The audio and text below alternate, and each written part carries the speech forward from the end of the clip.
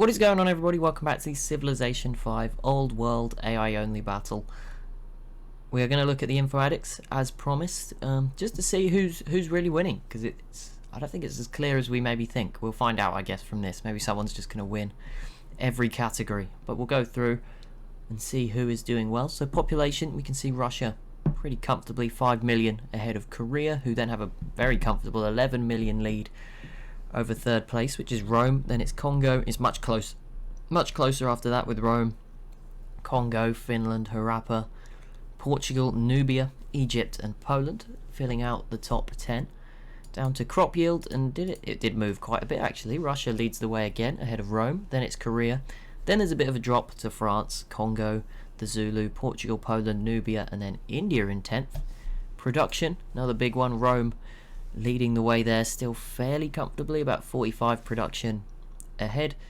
Then it's Russia, then a bit of a drop again to the Congo in third, Portugal fourth, Korea all the way down in fifth, and then it's France, the Zulu, Ethiopia, Nubia and India. Economy, Russia still leading the way, okay, so maybe there's a top two. Russia and Rome leading the way again, then a bit of a drop to the Congo, Zulu, Korea, Portugal, France, Harappa, Ethiopia and India. So it's very much up for grabs, but it does seem like maybe there's a top two, and maybe Korea probably, maybe across all the stats, Korea might be in there as well. Korea leads the way quite heavily on land, then Russia, Rome, the Zulu, France now up there, Nubia, India, Portugal, Harappa and Ethiopia. I wouldn't be surprised if France, it's going to take time, but by the end they could win this. Russia's going to have a hard time growing without conquering. Same goes for Rome. Korea maybe less so, but still. But yeah, France could definitely are most likely to grow the most of this top 5. Nubia in 6th. Yeah, they are spread out all over the place, to be fair. India's still up there in 7th. Oh, they do have some of Australia, I guess. Portugal, Harappa and Ethiopia make the rest of the top. I'm surprised. Like, Mongolia looks a lot bigger than India on the mini-map, but I guess the sea tiles are probably not helping. Military manpower, Congo with a pretty substantial lead over the Zulu, so that's an arms race in southern Africa. Then it's Rome, then France, then Korea, then Russia, so the top usual contenders displaced a bit here. Nubia, Morocco, Mali and Finland. But yeah, there is, if you take out Congo, there's only 100k between the top 9, other than Congo, who have a very big army and good tech as well. Social policies, Harappa leading the way on 24, 22 for Finland, 21 for Poland and India, 20 for Morocco and the Songhai, 19 for Nubia, Russia, Portugal and Korea. So again, not the usuals at the top there. Technologies and Korea with a 7 lead. Impressive, there you go. Doing pretty well. But Congo then in second on 54, then Finland, Russia and Nubia all at 52. 51 for France and India, 50 for Portugal, Harappa, Mongolia and Rome all the way down here, 11 behind Korea, and how many was that behind? Even 2 behind Russia is still big. 50 for Rome, 49 for Ethiopia, Mali, Egypt, Morocco, Japan. No, Japan's 48, the same as the Ottomans and the Zulu and Songhai. 47 for Poland, Babylon, Germany, Siam. 46 for Byzantium, 45 for England, 44 for Wallachia, 43 for Arabia, 41 for Burundi, 39 for Persia, and 36 for the Huns. Persia doing pretty bad then. That's what we've got from that. Net gold, we've already got some civs with negative gold per turn. Japan, Byzantium, the Huns. That's not a surprise, the Huns were embargoed in the corner. Siam are dead. Burundi, it's a bit surprised about Burundi, but I thought they'd have enough to trade. They don't have that many units, maybe just too many buildings. Cities then, 1 city remaining is the Huns, Burundi, Byzantium. 2 left for Wallachia, 3 for England, Arabia, Egypt, Babylon and Mali and Finland. 4 for Morocco, Japan, Germany, the Ottomans, Songhai, Persia. 5 for India, Ethiopia, Harappa. 6 for Portugal, the Congo, Mongolia and Nubia. 7 for Poland, 10 for Russia, Korea and the Zulu, sorry I just missed them all together in the middle. 11 for France now, and that could grow again, and 13 for Rome. Science output, Korea, nearly double as much as Russia and Rome, so that's why they're so far ahead, and they're not necessarily the biggest in the world with cities either, so that helps. Harappa, Congo, the Zulu, Poland, Portugal, Mali and then France down in 10th. Culture, Harappa leads the way ahead of India. Then it's Korea, Russia, Rome, France, Songhai, Portugal, Poland, and Mali. Most wonders, we've seen this a few times, but Harappa dominant with 9, 6 for Russia and Nubia, 5 for Korea, and then a whole host of civs with 1. Treasuries, some with more gold reserves than other. I mean, of the top 3, Russia and Rome have 2 of the biggest reserves. Korea, theirs is much, much smaller. I don't know what their economy was looking like. We did look at this. Korea was 5th, so that's probably fine. Russia and Rome, 1 and 2. But that would explain that quite well. Faith, we'll look at religion separately in a second. Influential, there's a few. No one's close to winning. Great works. Korea with the most, then Harappa, India, Russia, Portugal, Nubia, France, Finland, Songhai, and Morocco. Trade routes, Harappa got the most there. If you're interested in that, you can pause. I mean, Rome's got 1 more, Harappa's got 2 more. I'm guessing that's based on wonders that they've built for the most part, because the rest are on 6. Tourism then, Korea leading the way ahead of France, Harappa, Russia, India, Poland, Portugal, Songhai, Nubia, and Finland. So I think it's pretty open from that, because there was a lot of categories dominated, sort of, you know, the kind of, I don't know, how do you explain it? Like the size, military, you know, the top categories at the start, the ones that probably do matter a bit more maybe in an AI battle were pretty Rome and Russia dominant. But once you got into the other stuff, they started to fall away a little bit. You saw Korea a little bit more towards the top of some of those categories.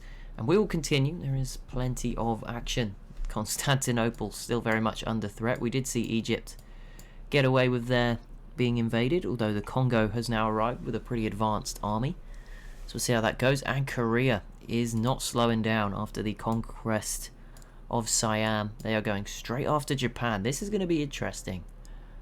This is not going to be easy, but they have a few planes, and these battleships should give them a huge naval advantage, and I think they have submarines as well. If they send some of those over, Japan will be pretty much defenseless against those with their navy. Zulu go autocracy as well. I think that's now sort of settled as the number 1 ideology that we're going to see. But yeah, this will be interesting. Korea can do some damage, but Japan will respond, and yeah, there's going to be a good naval battle here, which could be quite interesting. But I would certainly favour Korea to win the naval battle. I wouldn't favour them to... I'm not sure. Japan has settled pretty smart. These cities are on the eastern side. Kyoto here is on the western side, but again, that's the furthest away from Korea, kind of. This is going to be interesting, and we'll see. And of course, yeah, Byzantium's still under siege. The main event elsewhere on the map, and hopefully I'm not forgetting anything, as Mongolia go after the Huns, which might lead to something actually. And lots more civs starting to have great war infantry as well, as Medina does fall to Ethiopia, just as they also picked up the autocracy ideology. But there we go, Ethiopia get a new city. We'll see if they can hold it. It's not going to be easy. Portugal also joining the autocracy club. But yeah, I'm seeing a lot more artillery and great war infantry around the map, which makes wars that bit more impactful. You're going to see more sieges go successfully, particularly the ones where one civ has a tech advantage over the other one. Those are going to get much easier. France always have, yeah, they already had these 3 cities, but yeah, these 6 French cities growing is going to help them climb the info addicts. I think there's no one who's so far ahead that these won't have an impact. I think that would be, it's going well. The Zulu have arrived as well with a settler. They may end up with Chiro de Potosi, and I mean, if they go in the right place, you could get El Dorado too. I'm not sure that's necessarily the AI's main objective when settling, but if they wanted to, those would both be available. You can tell the game's lagging a bit more because there's a lot of units building up as well around the map, and Korea already has a Saka down very low. Maybe I was wrong. Maybe this is going to go very well for the Koreans, and that's not good for Russia and Rome. They did seem maybe to be ahead overall, but if Korea takes all of Japan, things get interesting then. That's a lot of ports, a lot of places to build boats. Mali v Burundi, that's not so important. Heliopolis falls to Congo. Mali also going autocracy, but there we go. Egypt losing a city, and that just adds to the Congo-Nubia border gore. But there we go. Maybe Congo can have a stab at winning this game as well. We saw they were pretty powerful, biggest military in the world. The Zulu being number 2 is a surprise. It looks like they might go after Burundi soon, if they haven't already, and I've missed that. Ethiopia held on to Medina so far, and religion, yeah, still 3 fairly dominant ones. Wallachia in 39 cities, Persia's in 32, and Ethiopia's in 30. That's pretty much a European, African, and Asian religion, and then the rest just didn't take off at all.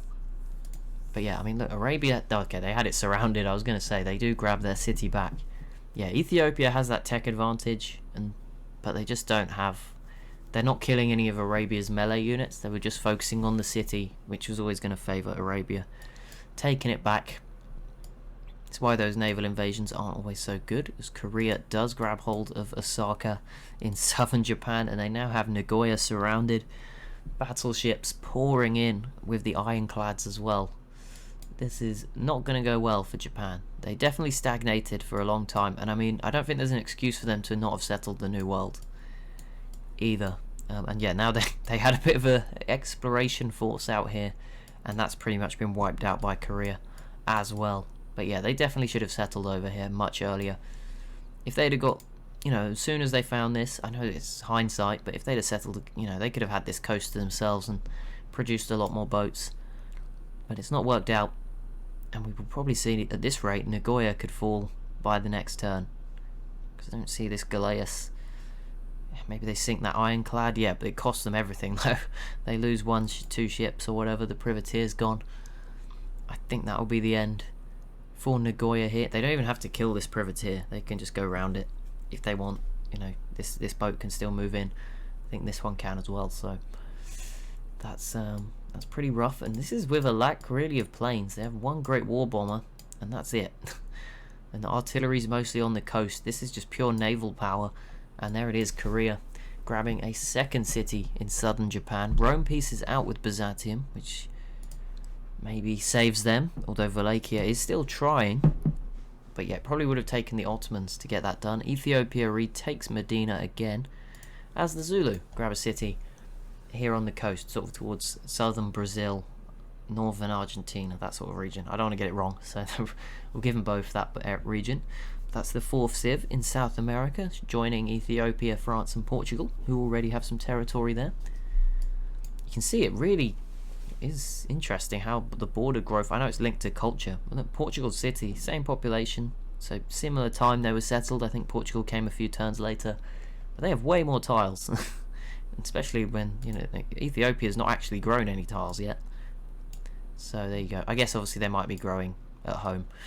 Egypt gets the autocracy ideology. Egypt just entered the modern era, but yeah, they are going to have to fight off the Congo for longer. This is going to get really gross if the Congo take out Egypt, but if they then went to fight Nubia, things would get very interesting, because then it would be the weirdest borders of all time, but you would have a super powerful Congo emerging to the south of Rome. That would definitely up the pressure. I mean, France has given us the archaeologist spam, so's Rome a little bit. Not great. If only there was a button like kill all archaeologists. They stopped for a while. We had some games where they just noticeably didn't do it. Maybe it's because it...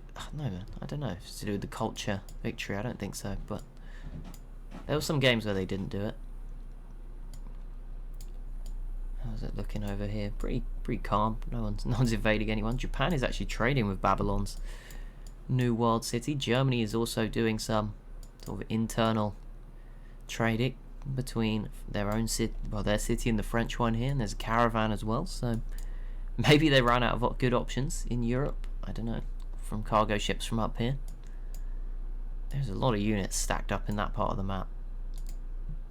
Alright, Korea. We take a few turns away. They haven't begun the siege of Tokyo just yet. Backed off a little bit with these 2 southern cities. Maybe that's enough for now, in their eyes.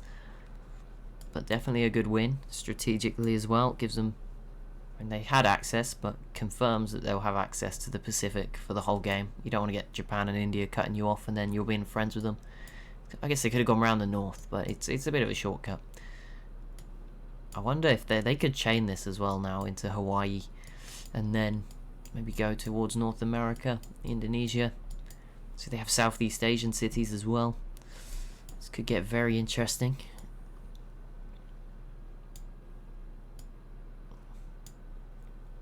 Ethiopia holding again, and each time if they get more units in and do more damage, then eventually Arabia will run out, and then we might see a collapse. It does happen. How it tends to be, they run out of units and then there's a bit of a quick capitulation. Congo moving a lot of planes around, but yeah, they're just using those planes as a deterrent to the Zulu, and the Zulu are doing their own thing, struggling against Burundi at the moment. Do we have any more settlers out there? There's a lot more units in the Atlantic, particularly on the coastal side of things, but just in general, yeah, Portugal has one heading to South America. Still no one in like Central or Latin America, which is interesting, but Portugal's on their way over. No one else just yet. I don't know, is anyone making a crossing of the Indian Ocean towards Australia or Indonesia? I don't see any settlers, but a lot of units, definitely a lot of units. There's not really any empty areas. This is probably the most isolated unit on the whole map. Maybe this one too. This Byzantine caravel, that's probably the furthest like distance to any other unit out there. The most lonely unit. Even, yeah, my submarine's not particularly far from civilization. So I would say, yeah, that's got to be the most lonely unit on the map right now.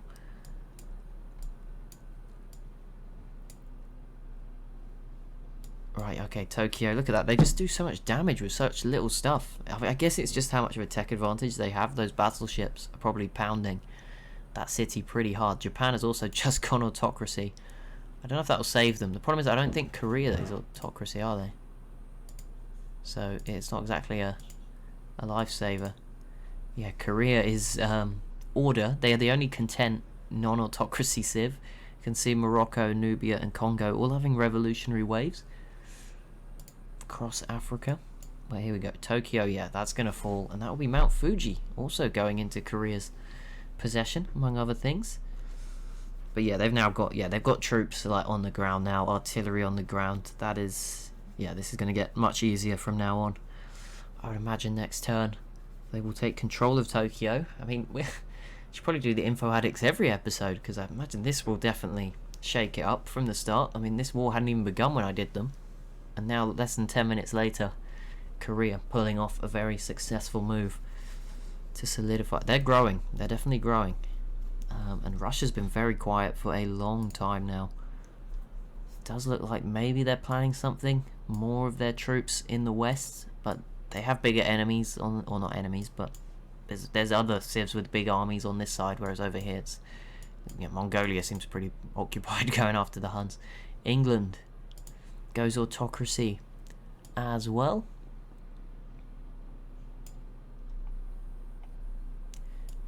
Starting to get even they're starting to get like a fairly good army, and there it is, Tokyo falling to Korea, just leaving Kyoto. Nubia and Byzantium now peace out as well. I forgot they hadn't peaced out. I thought, you know, that city they took was in the peace deal, but it wasn't. They just sort of walked in. But there it is, Tokyo now part of Korea as well.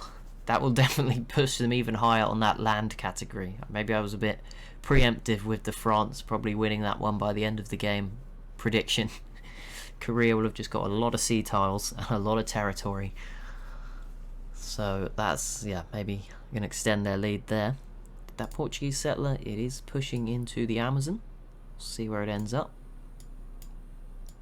Congo does now have their first settler heading to South America by the look of it. They, of course, do have a city in North America already. And Korea and Japan, sorry, not France, Korea and Japan do peace out, so Japan will survive with one remaining city. So there we go, Korea's not a complete monster. They didn't fancy that complete full warmonger penalty. I don't think it works like that, but they didn't want to make it any worse. Maybe their happiness is constraining them, something like that. Either way, Songhai complete the Big Ben. And I believe they're a river based, their abilities are based on rivers, and they do have a river here. And Big Ben is meant to be built by a river, so that works out for them. Nubia just moving their army around. That would be such a troll if they let Congo through open borders and then attacked Congo down here. It wouldn't work too well, obviously, because Congo would be right at your capital. And that Great Wall is pretty much useless now. Particularly Congo definitely has artillery. Ethiopia and Egypt and Songhai, the other neighbours, will have it fairly soon. If they don't already have the tech and just not the units. But yeah, Congo could still They can't be complacent. The Zulu were second biggest military, so that could still get pretty ugly. Zulu and Nubia could probably team up and really put the pressure on the Congo. That would be a messy war if that was to break out. But at least Japan have survived. We've got an Australia being populated with all different cultures. Got sort of an Indian culture from Harappa and India in the north, and then a Zulu Southern African one in the east. Pretty cool. Still, these islands pretty empty. There's some resources here. There's some gems. There isn't many. Maybe there was a way to add more. Then we probably should have done that. But never mind. It's all good. And now the world is mostly peaceful. I think Wallachia Byzantium is the main conflict, and I guess Ethiopia's war as well. With Harappa trying again as well, and Arabia with less units now, things could get interesting. The Ottomans also got open borders with Arabia, so they might sneak some settlers out to go grab some territory. But it would be nice to see someone make a move. Russia, just eyeing up one of these civs maybe. The problem is they kind of let them get too strong. I think we're gonna have one of those quiet phases again until someone sort of slips. Because even with Korea v Japan, no one else could really move on that, because no one's going to attack Korea. But we'll see. Someone will be weak enough. Someone will pull the trigger. Wait, are the Ottomans actually fighting Babylon? Or is this must be Harappa doing this, not the Ottomans. There we go. Medina goes back to Ethiopia again. Oh, Memphis might fall as well. I forgot about that. To Congo. I mean, if Egypt gets taken out, that'd be pretty big. They were in the top 10 on some of those categories, so that will certainly help the Congo's efforts. But there we go. Once this turn... Oh, Portugal settled. We'll look at that, and then I'll wrap this episode up. There we go. Vila Nova de Gaia. And they do get El Dorado. They did not go for Cerro de Potosi, but they expand. I mixed the words again. They expand Portuguese Brazil, essentially, which is pretty cool. But there we go. That will be it for this episode. So, as always, if you have enjoyed, be sure to leave a like and a comment down below. Be sure to subscribe as well if you are new to the channel. And I'll see you in the next one.